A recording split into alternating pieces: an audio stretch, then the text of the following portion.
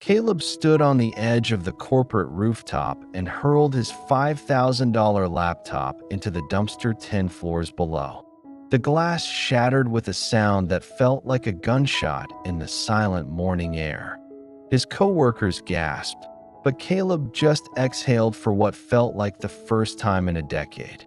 This wasn't a breakdown, it was an exorcism. He realized that the heavy weight he'd been carrying wasn't the pressure of his high-stakes job. It was the ghost of a mistake he'd made 10 years ago. He was finally tired of being a pack mule for the past. For 10 long years, Caleb had lived every single day as if it were the day he failed his first business venture. He carried the shame of that bankruptcy like a physical weight in his chest.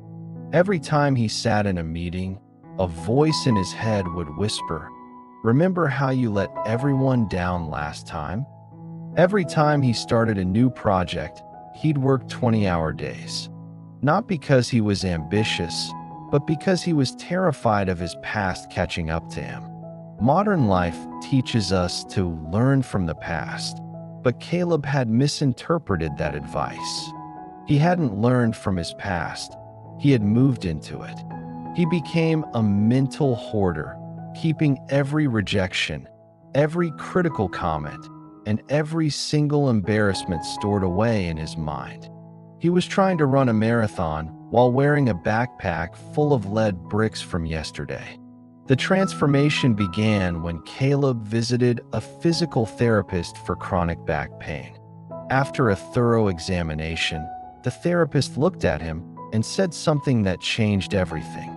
"There is nothing wrong with your spine, Caleb, but your muscles are locked in a state of constant bracing. You are physically protecting yourself from a blow that happened years ago. You can heal because you wouldn't stop fighting a war that's already over." That hit him hard. Caleb went home and drew a simple circle on a piece of paper. Inside the circle, he wrote the word today. Outside of it, he wrote yesterday. He realized he was spending 90% of his mental energy living outside that circle. So, he began a new practice he called daily disposal. Every single night before bed, he would write down one thing that went wrong that day, one worry, one painful memory that resurfaced. And then, he would literally shred the paper. He practiced the art of mental minimalism. He stopped apologizing for things he had done a decade ago. He stopped checking the social media of people who had hurt him. He finally understood that the past is a place of reference, not a place of residence. Without the crushing weight of yesterday, Caleb's life began to transform. His creativity returned because his mind wasn't cluttered with old arguments and failures.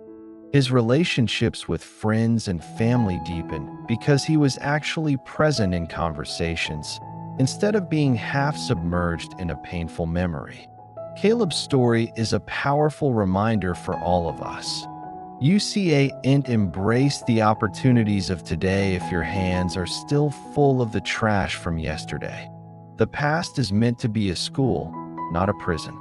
You are not the person you were a year ago, a month ago, or even a minute ago. Every moment offers a new beginning. So what are you carrying? What old battles are you still fighting? The most powerful thing you can do for your future is to have the courage to put that heavy bag down and simply walk away. Your future self will thank you for it. Thanks for watching. If this story resonated with you, consider subscribing for more content on living a more intentional life. See you in the next one.